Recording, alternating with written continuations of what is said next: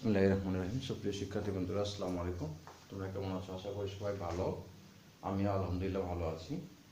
বরাবরের মতো আজকেও আমি তোমাদের এই অনলাইন ক্লাসে চলে এসেছি। আমি মোহাম্মদ নুরজামান, প্রভাষক আইসিটি, গিনিদেবী আগরওয়াল মহিলা কলেজ, রুইয়া সদর ঠাকুরগাঁও। সুপ্রিয় শিক্ষার্থী বন্ধুরা, বরাবরের ন্যায় আজকেও আমাদের এই অনলাইন ক্লাসের প্ল্যাটফর্মে তোমাদেরকে স্বাগত জানাচ্ছি, আমন্ত্রণ জানাচ্ছি। আজকে আমরা যে বিষয়টি আলোচনা করব সেটা হচ্ছে একাদশ এবং দ্বাদশ শ্রেণীর আইসিটি বিষয়। সেই আইসিটি বিষয়ে আমরা দ্বিতীয় অধ্যায় নিয়ে আলোচনা করব। সেই দ্বিতীয় অধ্যায়ে কিন্তু আমরা গত কয়েকটি ক্লাস করেছি। আজকে আমরা একটি টপিক হাতে রেখেছি, সেটি হচ্ছে ডেটা কমিউনিকেশন মাধ্যম। ডেটা কমিউনিকেশন মাধ্যম বা ডেটা কমিউনিকেশন মিডিয়া চ্যানেল। আমরা ডেটা কমিউনিকেশনের 5টি উপাদান পড়েছিলাম, আমাদের মনে আছে হয়তো। ডেটা কমিউনিকেশনের 5টি উপাদান আমরা পড়েছিলাম। সেই 5টি উপাদান ছিল, একটি ছিল উৎস, 2 নম্বরে ছিল প্রেরক, 3 নম্বরে ছিল মাধ্যম, 4 নম্বরে ছিল প্রাপক, 5 নম্বরে ছিল আমাদের গন্তব্য। 5টি উপাদান আমাদের ছিল উৎস, প্রেরক, মাধ্যম, প্রাপক এবং গন্তব্য। তো এই যে আমাদের 5টি উপাদান, তার মধ্যে একটি উপাদান ছিল মাধ্যম। এই মাধ্যমটাই হচ্ছে আমাদের প্রেরক থেকে প্রাপককে আমাদের কোন মাধ্যমে ডেটা ট্রান্সফার করা হয় সেটি কিন্তু মাধ্যম। তো ডেটা কমিউনিকেশন মাধ্যমটা হচ্ছে সেটি, বা আমাদের হয়তো সেটিকে চ্যানেল বলা হয়ে থাকে। তা ডেটা কমিউনিকেশন মাধ্যম আজকে আমরা দেখব। তাহলে প্রেরক থেকে প্রাপককে ডেটা আদান প্রদান যে আমরা করব সেটা অবশ্যই একটা নির্দিষ্ট মাধ্যম থাকতে হবে। মনে করো আমরা এখান থেকে ঢাকা যাব, মনে করো আমরা রংপুর থেকে ঢাকা যাব। তখন রংপুর থেকে ঢাকা গেলে আমাদের অবশ্যই একটা মাধ্যম থাকতে হবে। সেটা হতে পারে আমাদের বাই বাস, হতে পারে বাই ট্রেন, যে কোনো একটা মাধ্যম হতে পারে, তাই না? আমি হয়তো আমার এক বন্ধুর সাথে সিঙ্গাপুরে থাকে, তার সাথে হয়তো আমি যোগাযোগ করব। হ্যাঁ, যোগাযোগ করলে হয়তো আমি বাই ফোনে যোগাযোগ করতে পারি, অথবা অনলাইনের মাধ্যমে ইমেল করতে পারি। এই ধরনের যে কোনো একটা মাধ্যম থাকতে পারে, তাই না? তো এটাই হচ্ছে আমাদের ডেটা কমিউনিকেশন মাধ্যম। এই ডেটা কমিউনিকেশন মাধ্যমকে প্রধানত দুটি ভাগে ভাগ করা যায়। এই মাধ্যমটাকে প্রধানত দুটি ভাগে ভাগ করা যায়। যে আমরা মাধ্যমটা পড়ব সেটিকে প্রধানত আমরা দুটি ভাগে ভাগ করতে পারব। তো সেই দুটি আমরা দেখে নিই কি কি পাবো। একটি হচ্ছে তার মাধ্যম,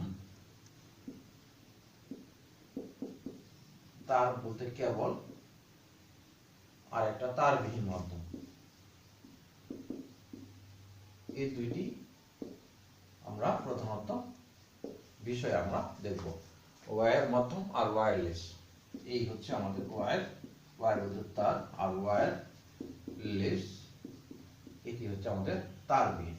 তো এই হচ্ছে দুটি মাধ্যম। অর্থাৎ তাহলে আমরা এখানেই বলে নিই তার মাধ্যম কোনটি।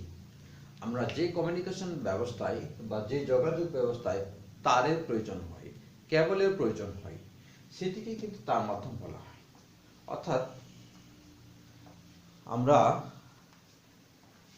তার মাধ্যম তাহলে বুঝে উঠতে এখানেই পারতেছি যে তার মাধ্যম কোনটি, যে যোগাযোগ ব্যবস্থায় আমাদের মনে করো প্রেরক থেকে প্রাপককে যখন কোনো ডেটা ট্রান্সমিট করতে হবে, সেখানে যদি কোনো তারের প্রয়োজন হয়, তাহলে সেটি হয়তো আমাদের হতে পারে কি আমরা তার মাধ্যম। যেমন আমরা মাইক্রোফোনে কথা বলি, সেখানে হয়তো মাইক্রোফোন আমাদের ওয়্যারলেস থাকতে পারে, আবার ওয়্যার মাধ্যমও থাকতে পারে, তাই না? তার মাধ্যম আছে। যেমন আমরা কিবোর্ডের হয়তো মাউস ব্যবহার করে থাকি এখন, সেই মাউসগুলো কিন্তু আমাদের কিছু কিছু মাউস আছে তারবিহীন, কিছু কিছু আমাদের মাউস রয়েছে যেগুলো তার যুক্ত, তার ছাড়া তার দিয়ে হয়তো সংযোগ দেওয়া লাগে সিপিইউর সাথে। আর যেটা তারবিহীন সেটা কিন্তু কোনো কেবলের বা তারের প্রয়োজন হয় না। তাহলে আমরা একটি কথা এখানে বলে দিতে পারতেছি যে তার মাধ্যম কি, যে যোগাযোগ ব্যবস্থায় তার বা কেবলের প্রয়োজন হয় সেটি হচ্ছে তার মাধ্যম। আর যে যোগাযোগ ব্যবস্থায় কোনো কেবল বা তারের প্রয়োজন হয়নি, সে হচ্ছে না বা আমরা করব না, সেটিকে আমরা বলবো তারবিহীন বা ওয়্যারলেস মাধ্যম। যেমন ব্লুটুথ। ব্লুটুথ এক ডিভাইস থেকে আরেকটি ডিভাইসে যদি ডেটা ট্রান্সফার করতে চাই, তাহলে ব্লুটুথের মাধ্যমে যদি আমরা মোবাইল ফোনের ব্লুটুথ বা ইনফ্রারেড, বা যদি আমরা সিআরটির মাধ্যমে প্রেরক থেকে প্রাপকে ডেটা ট্রান্সমিট করতে চাই, তাহলে এখানে কিন্তু কোনো কেবলের প্রয়োজন হচ্ছে না। তো এটি কিন্তু তারবিহীন মাধ্যম। তোমরা হয়তো নিশ্চয়ই ব্লুটুথ, সিআরটি ইনফ্রারেড, এগুলোর বিষয় সম্পর্কে তোমাদের ধারণা রয়েছে। তো আমরা সেগুলো হয়তো আমরা এখানে দেখব আমাদের আলোচনায় যখন আসবে, তাহলে আমরা এখানে তার মাধ্যম কি কি আমরা এখন দেখে নিই এক নজর। তাহলে এই তার মাধ্যমটা আমরা এক নজর দেখে নিই কি কি হতে পারে। হতে পারে আমাদের টেলিফোনের কেবল, টেলিফোন লাইনের ক্ষেত্রে আমাদের টেলিফোনের এক ধরনের কেবল ব্যবহার করা হয়। টেলিফোন সংযোগ স্থাপন করার ক্ষেত্রে আমাদের কোয়াক্সিয়াল কেবল, আমরা 3 নম্বর টুইস্টেড পেয়ার কেবল,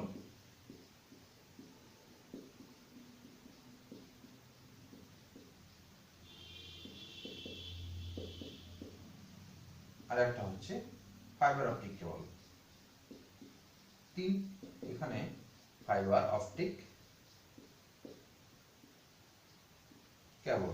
তাহলে আমরা এখানে খুব সহজেই হয়তো বলতে পারতেছি টেলিফোন লাইনের জন্য যে টেলিফোনের সংযোগ স্থাপন করার জন্য যে কেবলটি ব্যবহার করা হচ্ছে সেটি কিন্তু টেলিফোন কেবল। এটির ব্যবহার খুব একটা আমাদের এখন বিলুপ্তির পথে বলা যেতে পারে। কোয়াক্সিয়াল কেবল আমরা যখন ডিশ টিভিতে এক ধরনের অ্যান্টেনার জন্য ডিশ কেবল ব্যবহার করা হয়, যেটিকে কোয়াক্সিয়াল কেবল ব্যবহার করা বলা হয়, যেটা আমরা বাসাবাড়িতে যে ডিশ অ্যান্টেনার জন্য যে কেবলটি ব্যবহার করি সেটি আমাদের কোয়াক্সিয়াল কেবল। টুইস্টেড পেয়ার কেবল, যে কেবলগুলো জোড়ায় জোড়ায় থাকে, কমপক্ষে 1 জোড়া 2 জোড়া 3 জোড়া এরকম, যেখানে একটি কেবলের সাথে আরেকটি কেবল পেঁচিয়ে থাকে, সেটি কিন্তু টুইস্টেড পেয়ার। টুইস্টেড কথাটার অর্থ হচ্ছে কিন্তু পেঁচানো, সেটি হচ্ছে আমাদের টুইস্টেড পেয়ার কেবল। আর ফাইবার অপটিক কেবলটা হচ্ছে যেটি স্বচ্ছ, সূক্ষ্ম এবং আলোর গতিতে যে কেবলের মধ্য দিয়ে ডেটা ট্রান্সমিট করা যায়, যেমন সমুদ্র তলদেশে যোগাযোগ স্থাপন করার ক্ষেত্রে আমাদের এই ফাইবার অপটিক কেবল ব্যবহার করা হয়। এখন কিন্তু এই ফাইবার অপটিক কেবলটা ব্যবহার করা হচ্ছে আমরা আমাদের যে ওয়াইফাই কানেকশন নিতে গিয়ে যে ধরনের কেবল ব্যবহার করি সেটি কিন্তু বলা যেতে পারে ফাইবার অপটিক কেবল। তো এই হচ্ছে আমাদের কেবলের পরিচিতি, সেই হচ্ছে আমাদের তার মাধ্যমে এগুলো। এখন আমরা তারবিহীন মাধ্যমগুলো সম্পর্কে একটু দেখে নেব।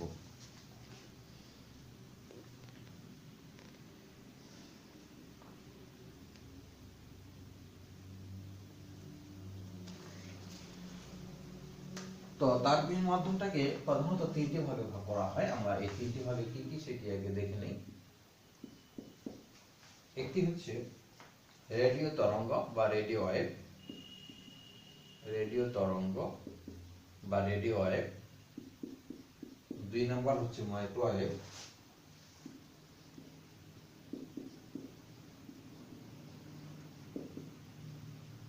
3 নম্বর হচ্ছে ইনফ্রারেড।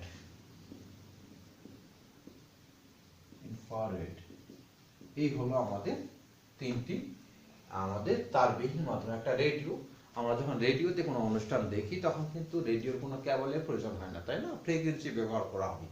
তো ঠিক টেলিভিশনের ক্ষেত্রেও হয়তো আমরা অ্যান্টেনা ব্যবহার করি, কিন্তু এখানেও কিন্তু কোনো দূরের প্রান্ত থেকে শুধু আমরা সংযোগ যখন দেওয়ার প্রয়োজন হয় তখন হয়তো অ্যান্টেনা ব্যবহার করা হয়, কিন্তু অন্য কোনো কেবল কিন্তু এখানে ব্যবহার করা হয় না। ইনফ্রারেড মোবাইলের ক্ষেত্রে যেটা কিছু দিন পূর্বে ব্যবহার ছিল, যেমন আমরা 2-4-5 বছর আগে, 10 বছর আগে মোবাইলে আমরা কিন্তু ইনফ্রারেড ব্যবহার করে ডেটা ট্রান্সফার করছি, বা ব্লুটুথ। এখন কিন্তু ব্লুটুথ বা ইনফ্রারেড এটার ব্যবহার একটু কমে আসছে। এখন চলে যাচ্ছে শেয়ারিটের মাধ্যমে। আমরা খুব সহজেই অল্প সময়ের মধ্যে এবং বিনা খরচে আমরা ডেটা ট্রান্সমিট করতে পারতেছি, সেটি হচ্ছে শেয়ারিট ব্লুটুথ।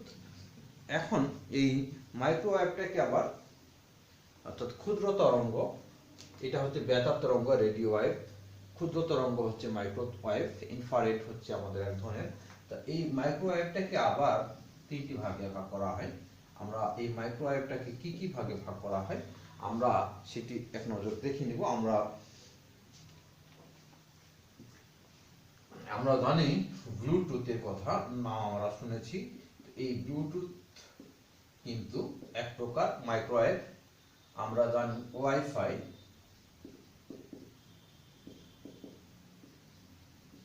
আমরা জানি ওয়াইম্যাক্স। তাহলে এখানে আমি তিনটি প্রকারভেদ লিখেছি: ব্লুটুথ,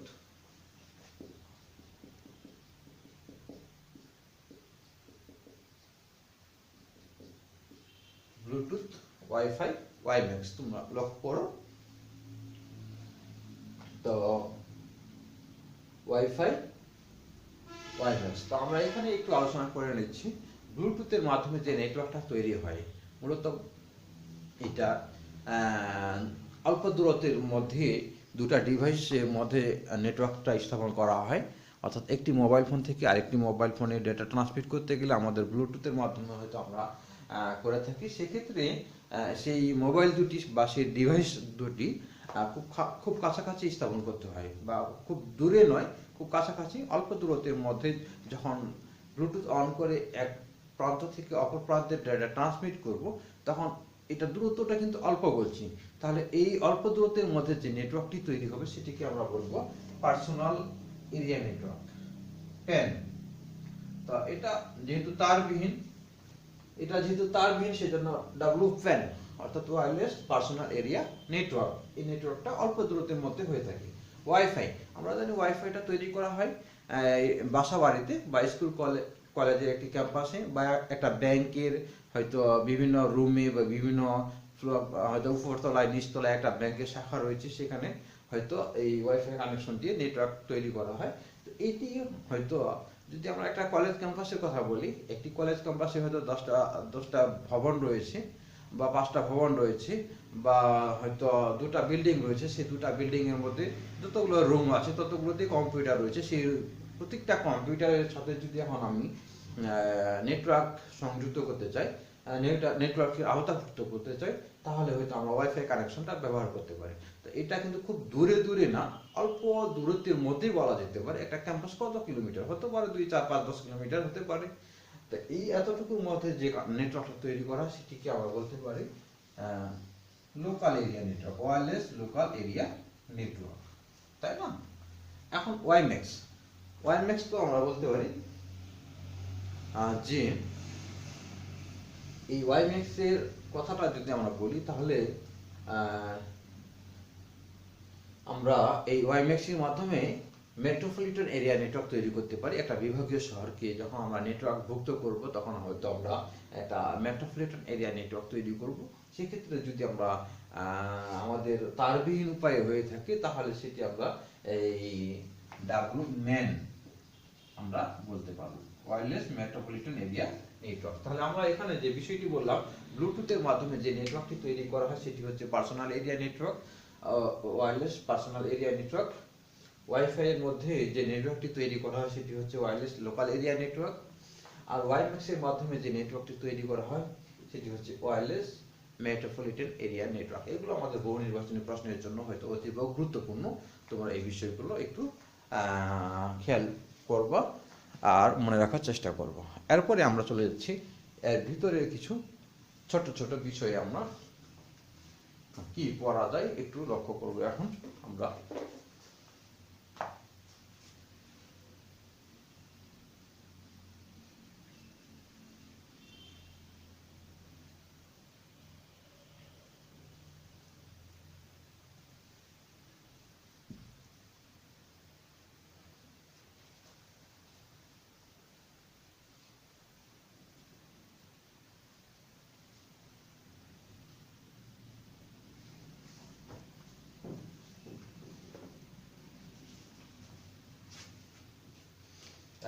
পড়ব কয়েকজাল কেবল। যেগুলো গুরুত্বপূর্ণ সেগুলো নিয়ে আমরা দুই একটি আলোচনা করব। এই কয়েকজাল কেবলে আমরা যতটুকু পড়ার সেটিও আমরা একটু লক্ষ্য রেখে বাকিগুলো হয়তো, তো এখান থেকে যে প্রশ্নগুলো হয়ে থাকে সেগুলো আমরা দেখব। কয়েকজাল কেবল মূলত আমরা বলছি এটা তার যুক্ত একটা কেবল। তার তার তার উপায়ে, কেবলের উপায়ে যখন আমরা যোগাযোগ স্থাপন করব, তখন আমাদের এই কয়েকজাল কেবল, মূলত আমরা বলছি যে একটি বাসা বাড়িতে যখন ডিশ টিভি থাকে, সেই ডিশ টিভিতে যখন আমরা নেটওয়ার্ক যুক্ত করব, তখন হয়তো আমরা এই এক ধরনের কেবল ব্যবহার করে থাকি ডিশ অ্যান্টেনার জন্য, সেটি আমরা বলছি কয়েকজাল কেবল। তো এই কয়েকজাল কেবল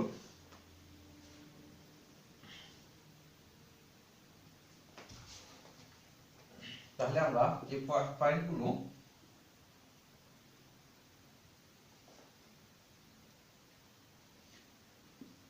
আমরা মনে রাখবো সেগুলো হয়তো কোয়াক্সিয়াল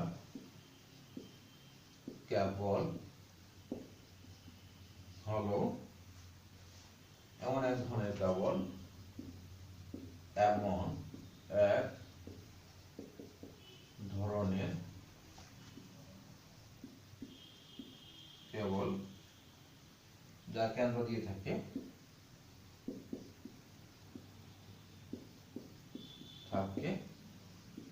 সলিড কপার তার, সলিড কপার তার। তাহলে কোয়াক্সিয়াল কেবলের কেন্দ্র আমরা যেটাকে বলছি সেই কেন্দ্রে থাকবে এক ধরনের সলিড কপার তার, আর এই সলিড কপার তার দিয়ে কিন্তু ডেটা ট্রান্সমিট হয়, বিদ্যুৎ পরিবহন হয় বা ডেটা আদান প্রদান হয়ে থাকে। তাহলে যে কেন্দ্রটার কথা বলা হচ্ছে সেটিকেই আমরা বলছি সলিড কপার তার, এবং এই সলিড কপার তারকে ঘিরে থাকে, এই তারটিকে ঘিরে থাকে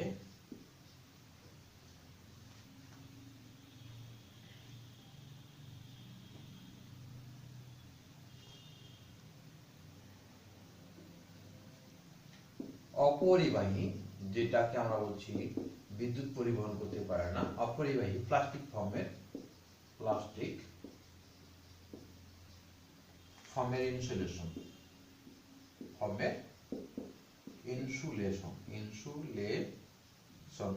ইনসুলেশন কথাটার অর্থ হচ্ছে অপরিবাহী, তাই না? প্লাস্টিক ফর্মের ইনসুলেশন।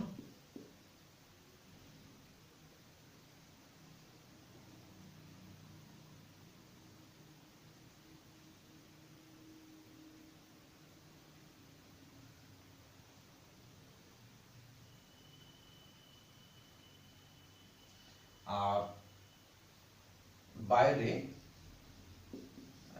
একটি প্লাস্টিকের জ্যাকেট দিয়ে ঢাকা থাকে, প্লাস্টিকের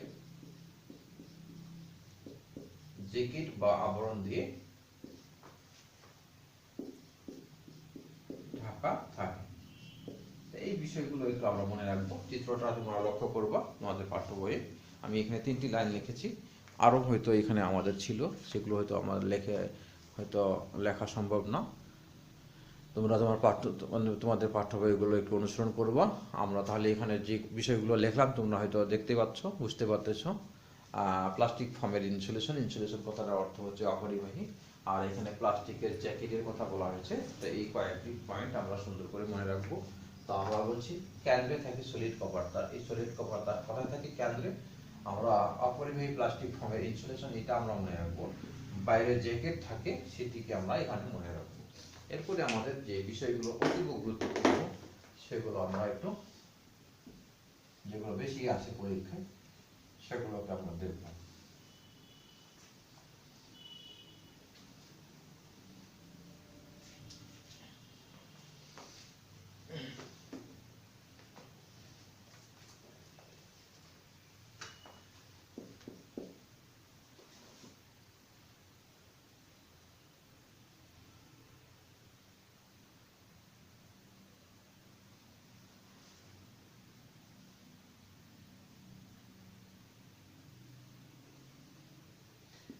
1 কিলোমিটার পর্যন্ত ডিজিটাল ডেটা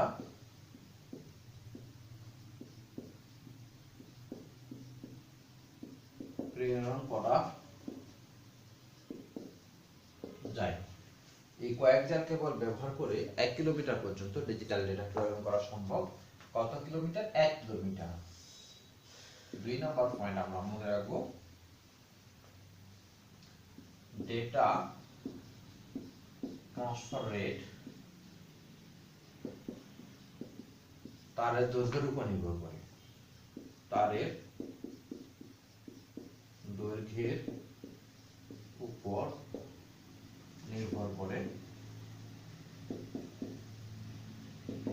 3 নাম্বার আমরা যেটা সবথেকে বেশি গুরুত্বপূর্ণ,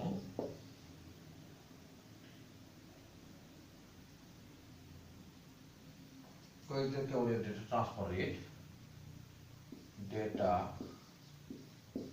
ট্রান্সফার রেট বা হার 200 Mbps, এটি আমাদের সব থেকে বেশি গুরুত্বপূর্ণ। আর একটা হচ্ছে ট্রান্সমিশন লস অপেক্ষাকৃত কম। ডেটা ট্রান্সমিশন লস অপেক্ষাকৃত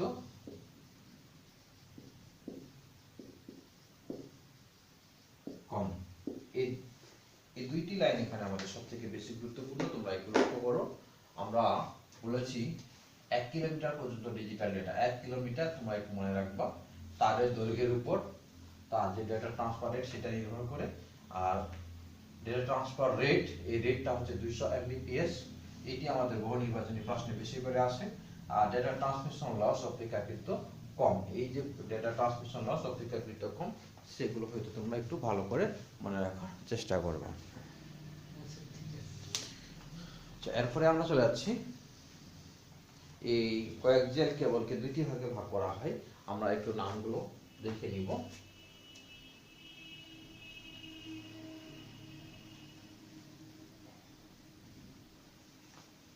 কোয়াক্সিয়াল কেবল কয় ভাগে ভাগ করা যায় আমরা একটু নামগুলো দেখে নিব। আমরা দুভাগে ভাগ করা যায় বলছি, সেই দুই ভাগে ভাগ করার মধ্যে একটি হচ্ছে দুই প্রকার, যদিও আমরা বলছি, তো একটি হচ্ছে আমাদের থিন নেট, আর একটি হচ্ছে আমাদের থিক নেট। এই দুইটি, একটি থিন নেট আর একটি থিক নেট। থিন বলতে মনে হয় পাতলা, হালকা, তাই না? আর থিক বলতে হয়তো ভারী, অপেক্ষাকৃত মোটা। এগুলো একটু তোমরা দেখে নিবা। আর যদি থিন কথাটার অর্থ পাতলা হয়, হালকা হয়, তাহলে এটি দামে কম হবে, ওজনে কম হবে, সেটি আমরা জানি। আর যদি থিক কথাটার অর্থ মোটা হয়, ভারী হয়, তাহলে সেটি ওজনে অবশ্যই ভারী হবে এবং সেটা দামেও একটু বেশি হবে। এই কথাগুলো আমরা এইভাবেও মনে রাখতে পারি। তাহলে কোয়াক্সিয়াল কেবলের যে অসুবিধা, সেই দুটো অসুবিধা হচ্ছে যে ডেটা ট্রান্সফার রেট তার দৈর্ঘ্যের উপর নির্ভর করে, এটি একটা তার অসুবিধা। আর 1 কিলোমিটার ছাড়া আমরা 1 কিলোমিটার ছাড়া আমরা কিন্তু বেশি দূরত্বে ডেটা পাঠাতে পারবো না। যদি রিপিটার ব্যবহার করি তাহলে কিন্তু হয়তো অনেক দূর পর্যন্ত ডেটা ট্রান্সমিট করতে পারবো। আর যদি রিপিটার ব্যবহার না করি তাহলে সর্বোচ্চ আমরা 1 কিলোমিটার পর্যন্ত ডিজিটাল ডেটা বা ডিজিটাল সিগন্যাল প্রেরণ করতে পারবো। এই দুটি আমরা অসুবিধা এখানে মনে রাখবো, যে তার দৈর্ঘ্যের উপর নির্ভর করে আর 1 কিলোমিটার বেশি দূরত্বে ডেটা পাঠানো সম্ভব না রিপিটার ছাড়া, সেটা আমরা মনে রাখবো। এরপরে আমরা চলে যাচ্ছি টুইস্টেড পেয়ার কেবল। টুইস্টেড পেয়ার কেবল আমরা চলে যাচ্ছি।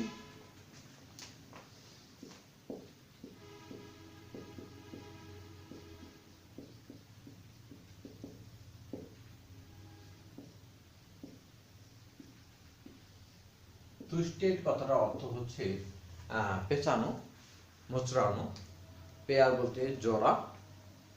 এই টুইস্টেড পেয়ার কেবল আমরা মূলত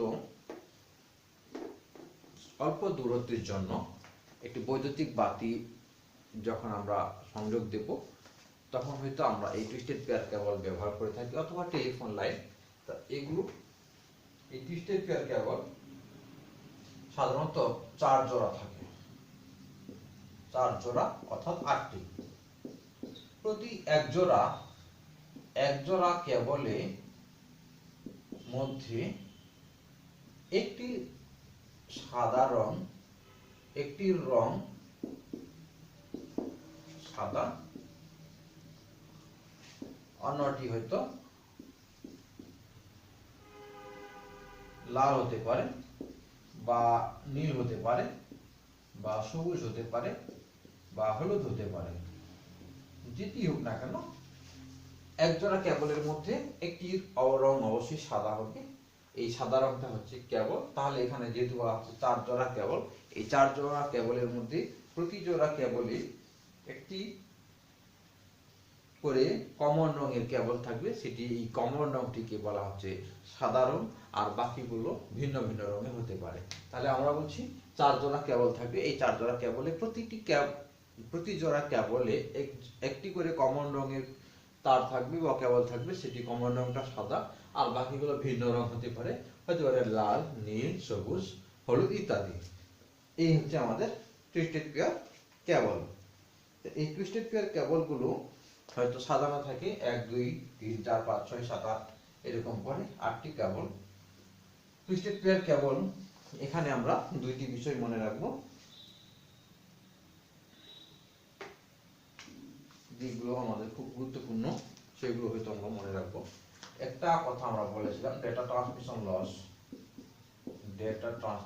লস কোয়াক্সিয়াল কেবলে কম বলেছিলাম আমরা, এখানে অপেক্ষাকৃত বেশি। এটি আমাদের সবথেকে বেশি প্রশ্ন চলে আসে, অপেক্ষাকৃত বেশি, এটা মনে রাখবো। ব্যান্ডউইথ মনে রাখবো আমরা, ব্যান্ডউইথ মনে রাখবো আমরা কত, 10 Mbps থেকে 10 Mbps থেকে 1 Gbps, এটি মনে রাখবো আমরা। আরেকটি আমরা মনে রাখবো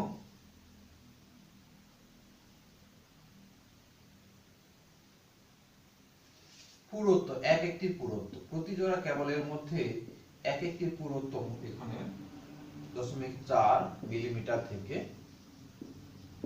0.4 মিলিমিটার থেকে 0.9 মিলিমিটার। এই টুইস্টেড পেয়ার কেবল দুই প্রকার, একটি হচ্ছে ইউটিপি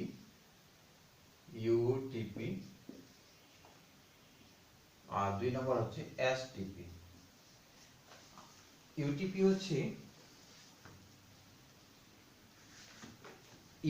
হচ্ছে আনশিল্ডেড টুইস্টেড পেয়ার কেবল, আর এসটিপি হচ্ছে শিল্ডেড টুইস্টেড পেয়ার কেবল। ইউটিপি হচ্ছে আবরণবিহীন,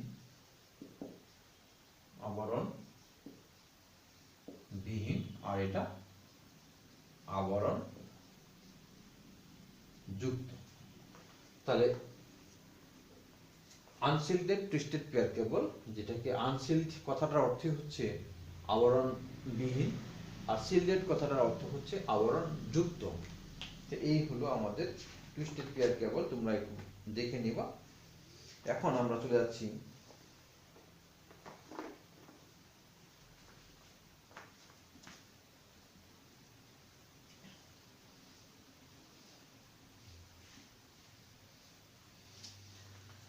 টুইস্টেড পেয়ার কেবলের মধ্যে আমরা কানেক্টর সমূহ কথা আমরা একটু মনে করে নিই। কানেক্টর,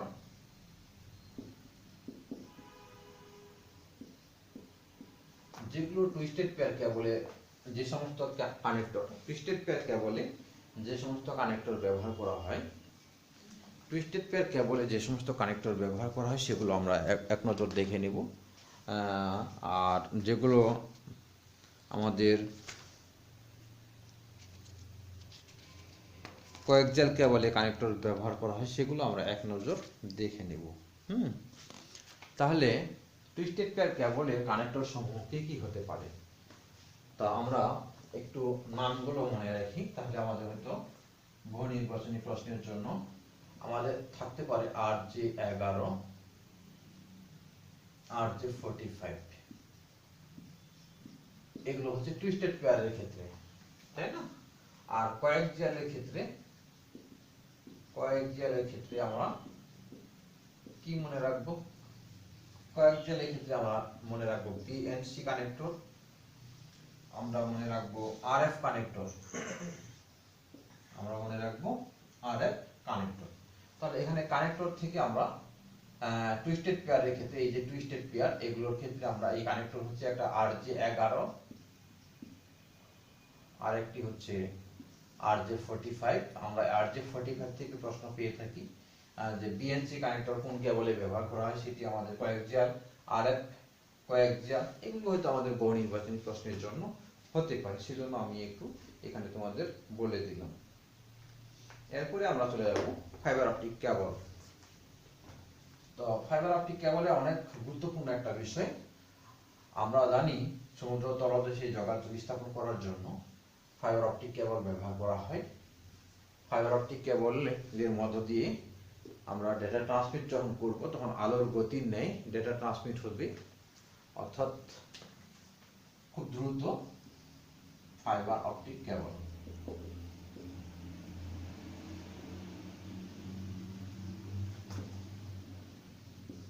ফাইবার অপটিক কেবল এটা দ্রুত। তাহলে আমরা ফাইবার অপটিক কেবল কাকে বলে আমরা একটু বলে নেই, বা তোমরা একটু তোমাদের পাঠ্য বইয়ের সাথে মিলিয়ে নাও। আমি অত দূরে যাচ্ছি না, কারণ সেটা হয়তো তোমরা বুঝতেই পারতেছ।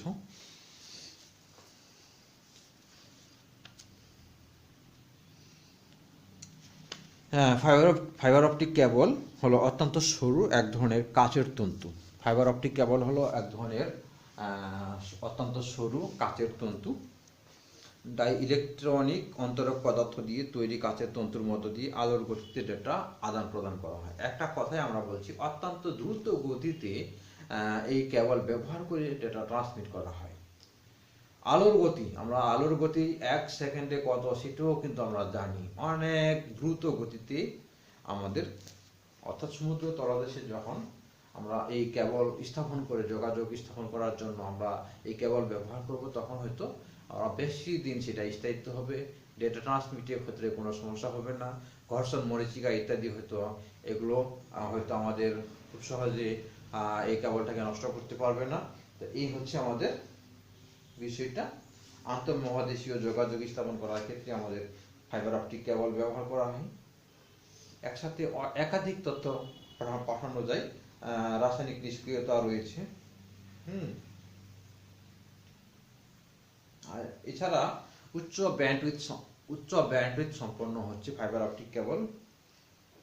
নেটওয়ার্ক ব্যাকবোন হিসেবে ব্যবহার করা হয়। নেটওয়ার্কের ব্যাকবোন হিসেবে ফাইবার অপটিক কেবল ব্যবহার করা হয়। আমরা এখানে ব্যাকবোনের কথা মনে রাখবো। নেটওয়ার্কের ব্যাকবোন হিসেবে এইটি কিন্তু আমাদের প্রশ্ন চলে আসছে। নেটওয়ার্কের ব্যাকবোন হিসেবে ফাইবার অপটিক কেবল, এটি কিন্তু নেটওয়ার্কের ব্যাকবোন হিসেবে ফাইবার অপটিক কেবল। এটি কিন্তু আমাদের 2 নাম্বার প্রশ্নের জন্য চলে আসে। তোমরা অবশ্যই এটি একটু পরে রাখবা ফাইবার অপটিক কেবলের ক্ষেত্রে। নেটওয়ার্কের ব্যাকবোন হিসেবে ফাইবার অপটিক কেবল। এখন আমরা ফাইবার অপটিক কেবলের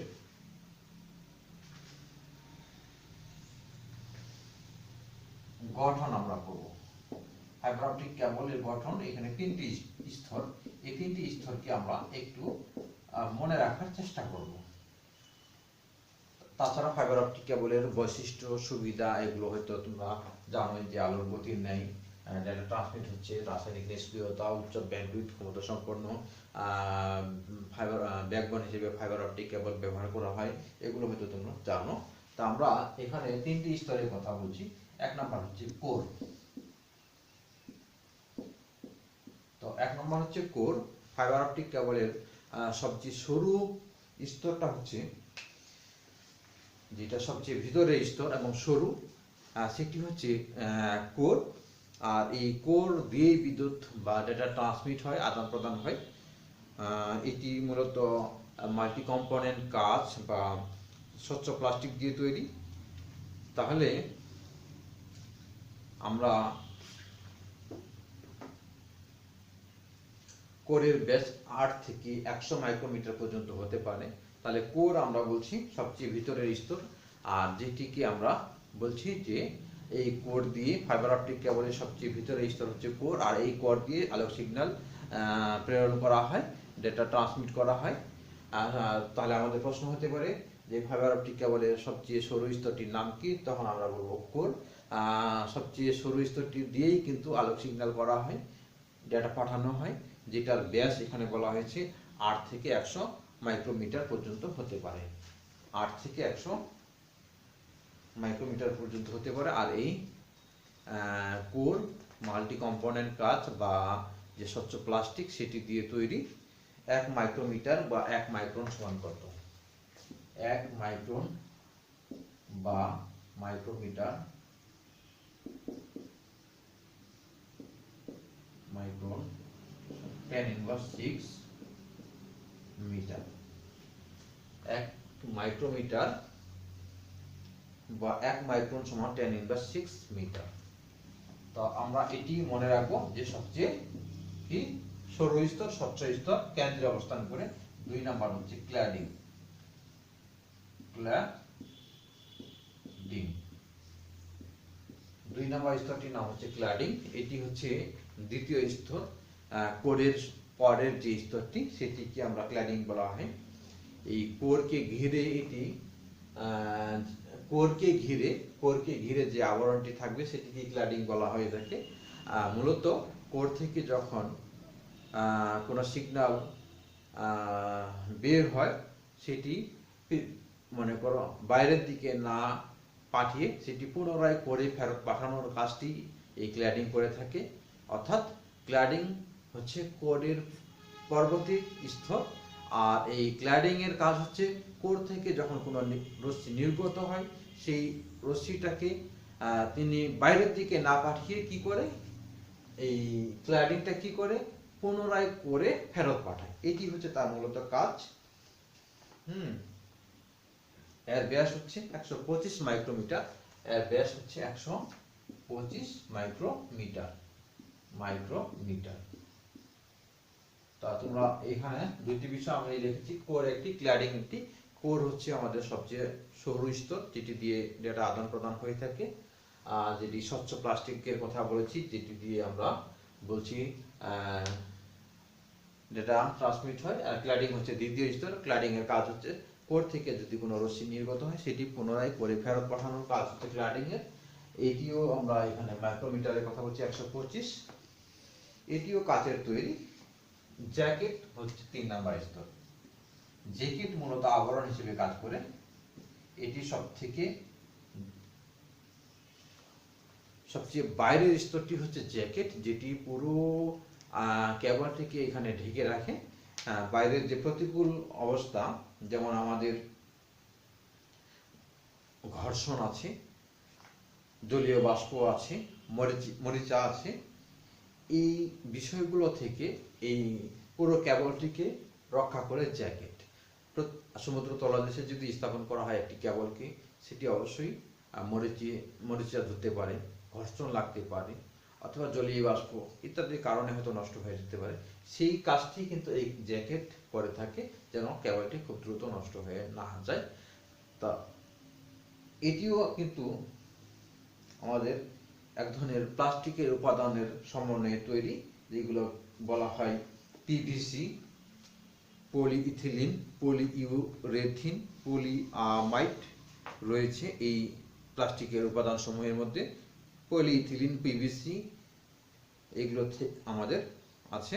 তাহলে এই জ্যাকেটের কাজ কি, আর কোরের কাজ কি, আর ক্ল্যাডিং এর কাজ কি, তিনটি বিষয় আমরা বললাম। যে কোরের কাজ হচ্ছে তথ্য আদান প্রদান করা, আলোর গতি নেই, প্রেরক থেকে প্রাপককে। আর ক্ল্যাডিং এর কাজ হচ্ছে কোর থেকে যখন কোনো রশ্মি নির্গত হচ্ছে, কোনো সিগন্যাল নির্গত হচ্ছে, সেটি পুনরায় করে ফেরত পাঠানোর কাজ হচ্ছে কার ক্ল্যাডিং এর। আর জ্যাকেটের কাজ হচ্ছে যে এটি মূলত একটি আবরণ হিসেবে কাজ করছে। আর এই আবরণটি বাইরের যে প্রতিকূল অবস্থা, যেমন ঘর্ষণ, মরিচা বা জলীয় বাষ্প, এগুলো থেকে এই কেবলটিকে রক্ষা করার দায়িত্ব হচ্ছে জ্যাকেটের। এটিও প্লাস্টিকের বিভিন্ন উপাদানের সমন্বয়ে তৈরি। আর ক্ল্যাডিংটা একটি কাচের তৈরি বা প্লাস্টিকের এক ধরনের আবরণ দিয়ে, প্লাস্টিকের এক ধরনের স্বচ্ছ প্লাস্টিক দিয়েও ক্ল্যাডিংটা তৈরি হয়ে থাকে। আর কোরটা হচ্ছে স্বচ্ছ প্লাস্টিকের তৈরি। তার সুপ্রিয় শিক্ষার্থী বন্ধুরা, আমরা কিন্তু এক নজরে অনেকগুলো বিষয় এখানে আলোচনা করে ফেললাম। Coaxial cable, fibre optic cable, twisted pair cable, সংক্ষেপে আমরা একটু বিষয়গুলো আলোচনা করেছি।